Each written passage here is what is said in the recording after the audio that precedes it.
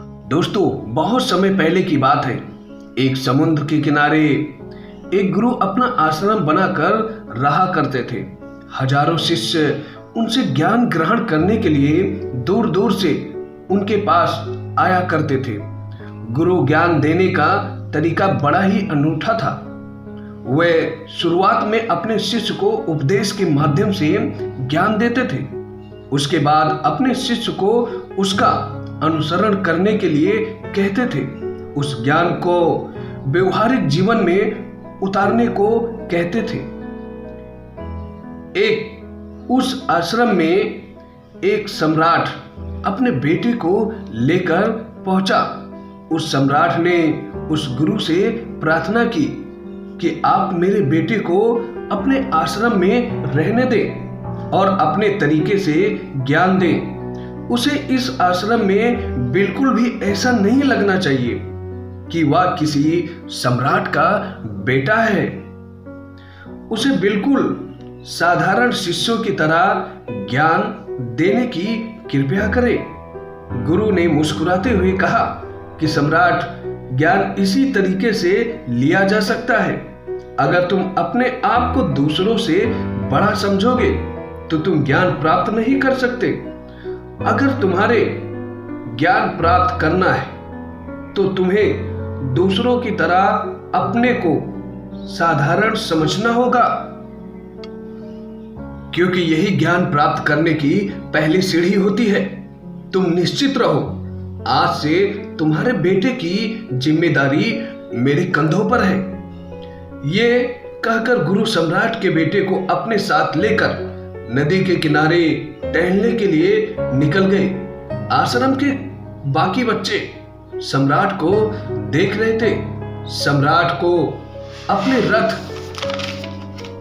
पर बिठाकर लाया था, जिससे साथी बच्चे समझ गए थे कि ये लड़का सम्राट का बेटा है। इसी वजह से आश्रम के सभी बच्चे सम्राट के बेटे की तरफ आकर्षित हो गए थे।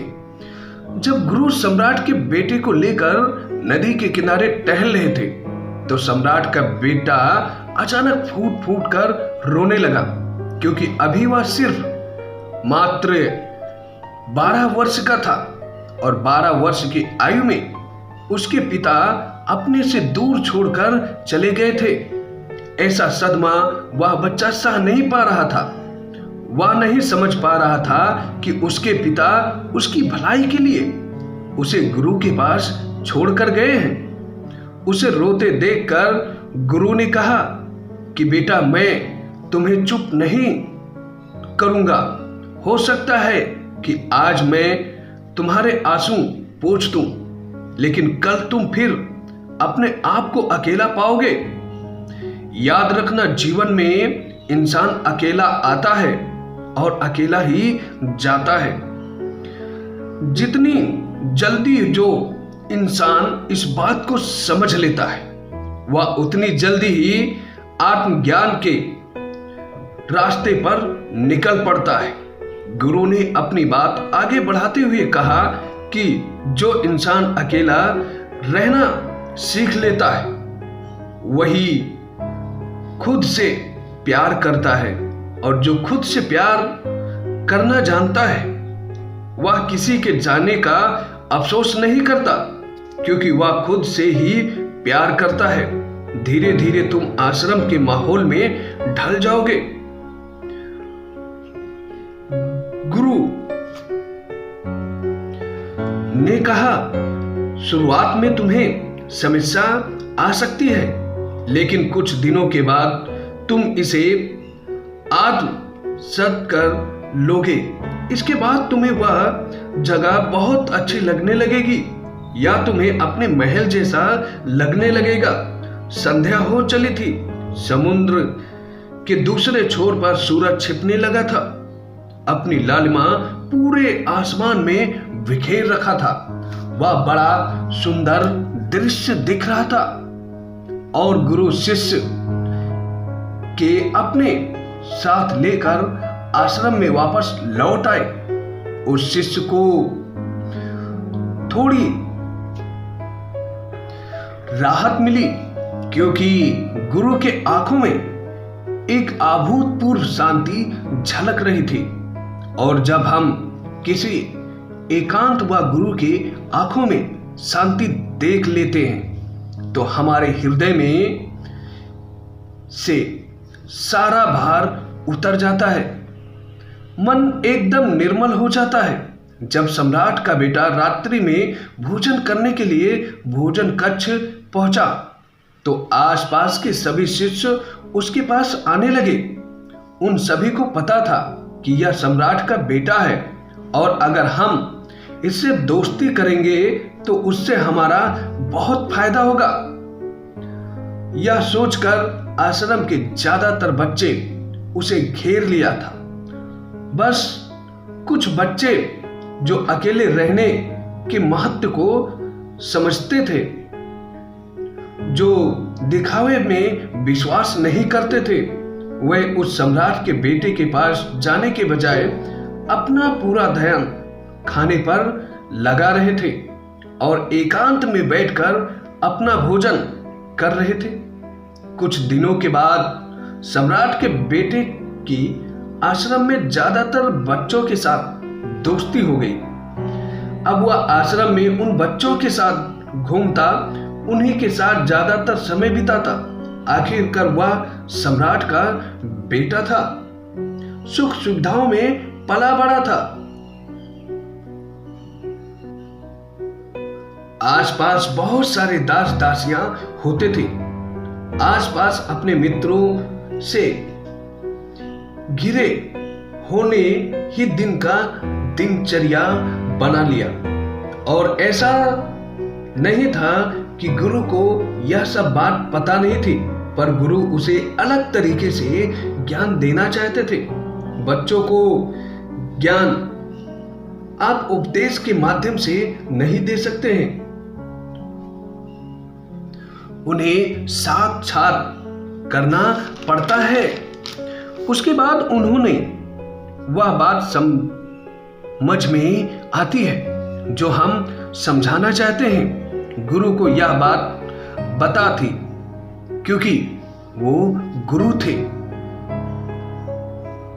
क्योंकि गुरु जानते थे कि अगर मैं इसे बोलकर बताऊंगा तो यह समझ नहीं पाएगा, मुझे इसे दिखाना पड़ेगा, इसे एहसास करना पड़ेगा कि अकेले रहने से तुम अपने शक्ति को जान पाओगे। ये सीख देने के लिए गुरु एक दिन शिष्य को अपने साथ एक पहाड़ी की चोटी पर ले गए। पहाड़ पर पहुंचकर गुरु ने अपने शिष्य से कहा, अब तुम्हारा ज्ञान पूरा हो चुका है, बस एक आखिरी रात तुम्हें यहां पर बितानी होगी। इसके बाद अगले दिन शाम को मैं तुम्हें तुम्हारे राजमहल पहुंचा दूंगा। वह बच्चा यह सुनकर बहुत खुश हुआ कि अब मैं वापस अपने राजमहल में चला जाऊंगा। फिर से मेरे दास दासियां, बहुत सारी सुख सुविधाएं और वस्तुएं उनके पास होगी। उस शिष्य ने गुरु से पूछा कि गुरुजी, मुझे आज रात पहाड़ी पर क्यों छोड़ रहे हैं? आखिर मुझे कौन सा ज्ञान यहां पर मिलेगा? गुरु ने मुस्कुराते हुए कहा कि यहां पर चट्टान के पीछे तुम्हें छिपकर बैठना होगा। वहां पर रोज रात को एक बाज आता है, तुम्हें उस बाज को गौर से देखना होगा। उसकी हर गतिविधि पर तुम्हें ध्यान देना होगा। उस समय बाज को देखने के बाद अगले दिन अगर तुम इस बाज की खूबियां मुझसे बता पाए तो मैं तुम्हें तुम्हारे राजमहल वापस भेजवा दूंगा। और सुबह आने से पहले एक बात पर अवश्य ध्यान देना कि यहाँ एक चरवाहा भी आता है, वह अपनी भेड़ चराने के लिए आता है। तुम्हें उन भेड़ों के गतिविधियों को भी देखनी है। याद रखना, बाज की गतिविधि रात में और भेड़ों की गतिविधि सुबह। अगर तुम दोनों की गतिविधि देखकर मुझे बता पाए तो मैं तुम्हें इस आश्रम से हमेशा के लिए आजाद कर दूंगा।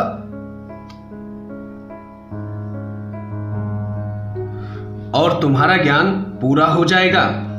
मैं तुम्हें तुम्हारे पिता के पास छोड़ दूंगा कि यह बच्चा हमारे आश्रम का सबसे ज्ञानी बच्चा है।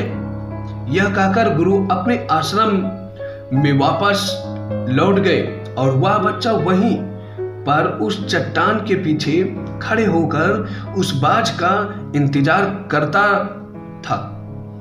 काफी वक्त बीत जाने के बाद में वह एक बाज को देखा। वह अपने बच्चों के साथ पहुंचा। सम्राट के बेटे ने पूरी रात उस बाज की गतिविधि पर ध्यानपूर्वक देखा और सुबह उसके बाद जब चरवाहा वहां पर अपनी भेड़ों को लेकर पहुंचा तो उसने अभूतपूर्व दृश्य देखा। उसने देखा कि वह बाज भेड़ की एक मेमना को लेकर पंजों में दबाकर आसमान में उड़ गया। उसने उस भेड़ के बच्चों का शिकार कर लिया था। यह सारा दृश्य देखकर वह बच्चा आश्रम में अपने गुरु के पास पहुंचा। इससे पहले गुरु उससे कुछ पूछते उसने गुरु को प्रणाम करते हुए कहा कि गुरुदेव, आप आश्रम के सभी बच्चों को यहाँ पर बुला लीजिए। मैं सब लोगों को बताना चाहता हूँ कि मैंने क्या देखा। जब आश्रम के सभी बच्चे वहां पर पहुंच गए तो सम्राट के बेटे ने कहा। सम्राट के बेटे ने कहना शुरू किया कि मैंने अपने जीवन में बहुत सारे पक्षियों को देखा है, लेकिन बाज उन सभी पक्षियों में से सबसे अलग अभूतपूर्व होता है। उदाहरण के लिए एक तोता हम सभी ने देखा है कि तोता बोलता तो बहुत है लेकिन कभी ऊंचा नहीं उड़ पाता। लेकिन आज एक बाज जो कि हर समय शांत रहता है, वो आकाश को भी छू सकता है। उसमें आकाश को भी छू लेने का सामर्थ्य होता है। जब भी एक बाज अपने शिकार निश्चित कर लेता है तो वह उसी शिकार को अपनी नजरें गड़ाए रहता है, चाहे वह कितनी भी ऊंचाई पर क्यों ना हो, चाहे कितना बड़ा तूफान क्यों ना आ जाए, लेकिन उसकी नजर हमेशा अपने लक्ष्य पर स्थित रहती है। आज सुबह बाज को हमने देखा।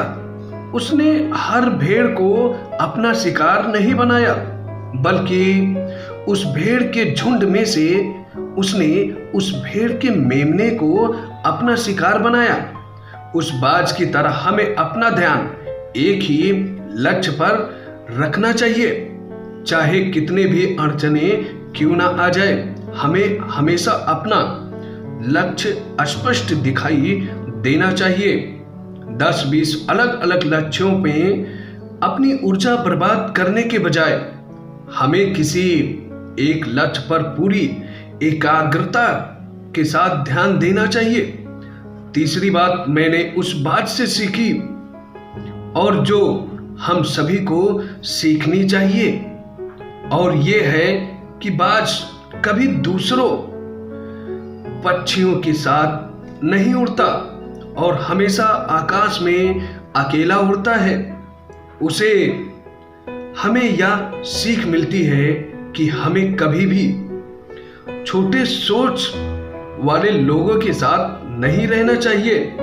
आखिरकार हम भी वही बन जाते हैं जिसके साथ रहते हैं। इसलिए या बड़ी सोच वालों के साथ रहें या फिर अकेला रहो, क्योंकि जब हम अकेला रहते हैं तभी हम खुद की ताकत और खुद की कमजोरी को जान पाते हैं।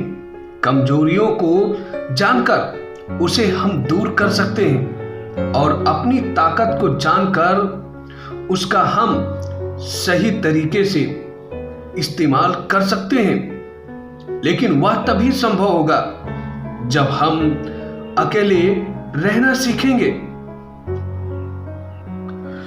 और चौथी सीख जो हमें बाज से लेनी चाहिए कि एक बाज हमेशा अपनी सीमाओं से ऊपर उठकर रहता है। जब तूफान आता है तो हर एक पक्षी अपने घोंसले की तरफ भागता है, खुद को छुपाने की जगह ढूंढता है, लेकिन बाज ऐसा कुछ भी नहीं करता। वो खुद की सीमाओं को तोड़कर बादलों से ऊपर उड़ने का प्रयास करता है। हवाएं उसे थपेड़े मारती हैं, पंख उसके भारी हो जाते हैं, पानी और धूल की वजह से उसे कुछ दिखाई नहीं देता, लेकिन फिर भी वो आसमान की तरफ उड़ता रहता है और अंततः बादलों के ऊपर निकल जाता है। वह तब तक उड़ता है जब तक मौसम ठीक नहीं हो जाता। अपने सीमाओं को सिर्फ इसीलिए तोड़ पाता है क्योंकि वह समस्या के आने पर वह उसे घबराता नहीं है। उसे डरने के बजाय उसका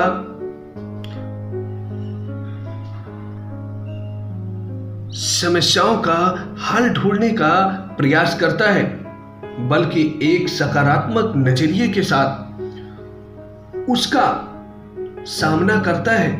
जीवन में चाहे कितनी भी अड़चनें क्यों ना आए, हम उन अड़चनों को से लड़ना चाहिए, ना कि उसे डर कर छिपकर बैठना चाहिए। बहादुर तो लोग होते हैं जो तूफानों से टकरा जाते हैं। कायर तो अपने घर में, अपने घोंसले में अपनी जगह ढूंढकर बैठ जाते हैं।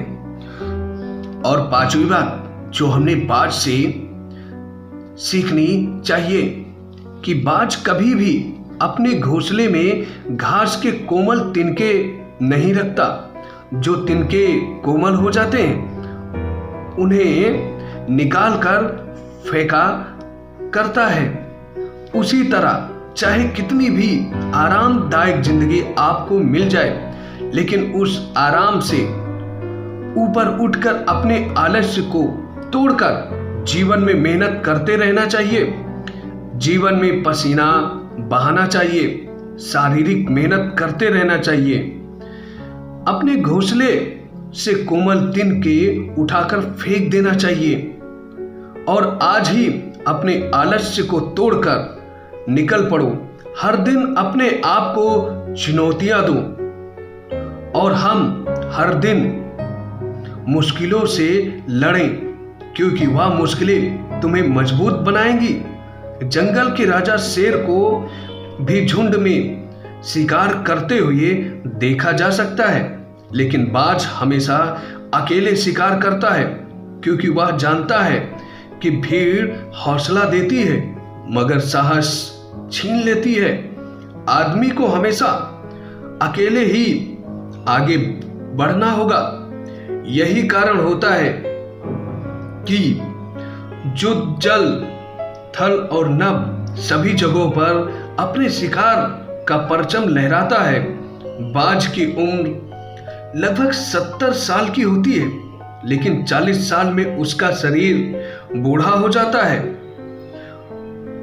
नाखून उसके पैर में घुसने लगते हैं, पंख उसके शरीर में चिपक जाते हैं, उसकी चोंच मुड़ जाती है, उसका शरीर भारी हो जाता है। ऐसी स्थिति में शिकार करने तो दूर वह उड़ भी नहीं सकता।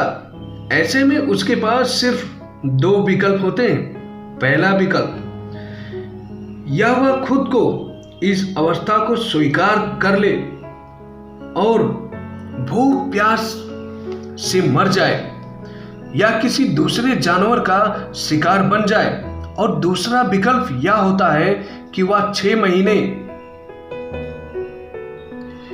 एक बहुत ही दर्दनाक प्रक्रिया से गुजरे और खुद को पहले जैसा मजबूत कर ले। लेकिन बाज तो बाज होता है, वह दूसरा विकल्प ही चुनता है। इसके लिए वह खुद को एक बहुत ही ऊंचे पहाड़ पर ले जाता है, जहां वह पहले अपने चोंच से अपने पंख को खींच खींच कर उखाड़ देता है और फिर चट्टान पर पैर मार मार कर अपने पंजों को तोड़ देता है। उसके बाद चट्टान पर अपनी चोंच को रगड़ रगड़ कर तोड़ देता है और इस लहूलुहान अवस्था में खुद को दूसरे जानवरों से छुपाता फिरता है। अगले 6 महीने तक वह इसी दर्द की प्रक्रिया से गुजरता है और इंतजार करता है नई सोच, नई पंख और नई पंचों का। तब फिर वह अपनी नई जिंदगी की शुरुआत करता है और निकल पड़ता है अपने शिकार पर और अगले 30 सालों तक फिर से राज करता है।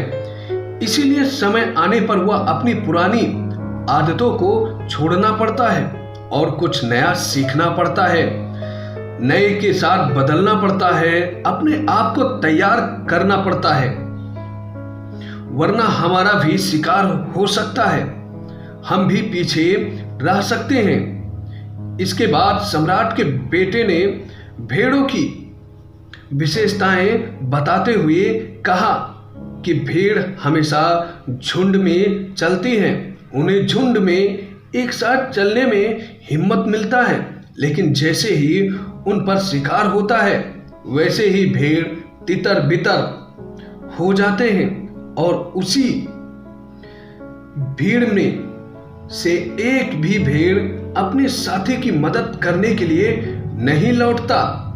इससे वह यही सीख मिलता है कि हमें हमारे साथ कितने भी लोग खड़े हों, किसी पर यकीन नहीं करना चाहिए और यकीन करना हो तो खुद पर करना चाहिए, क्योंकि बुरा समय आने पर भेड़ की तरह तितिर बितिर हो जाएंगे, आपको पता भी नहीं चलेगा।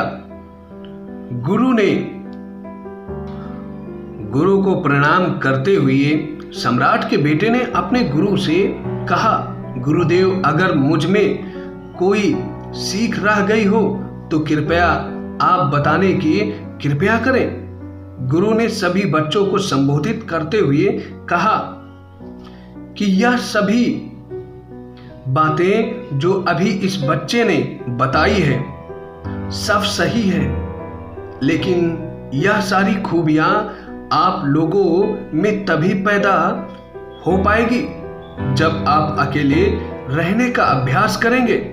आपने देखा होगा कि बाज कभी भी दूसरे पक्षी के साथ नहीं रहता, ना ही किसी के साथ अपनी जोड़ी बनाता है।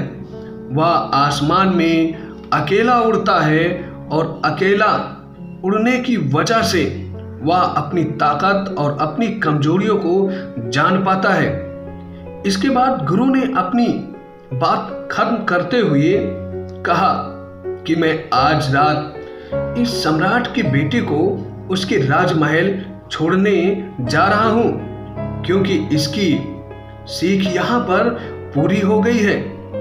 और यह कहकर गुरु उस सम्राट के बेटे का हाथ पकड़कर राजमहल की तरफ निकल पड़ते हैं और बाकी बच्चे उन्हें पीछे से जाते हुए देखते हैं। तो दोस्तों, आप लोगों को यह कहानी कैसी लगी है आप कमेंट करके जरूर बताइएगा और अपने दोस्तों को शेयर कीजिएगा। और ये कहानी अच्छी लगी हो तो चैनल को सब्सक्राइब कीजिएगा ऐसे बहुत सारी कहानियां सुनने के लिए। तो मिलते हैं दोस्तों नई कहानी के साथ, जब तक के लिए जय हिंद, जय भारत।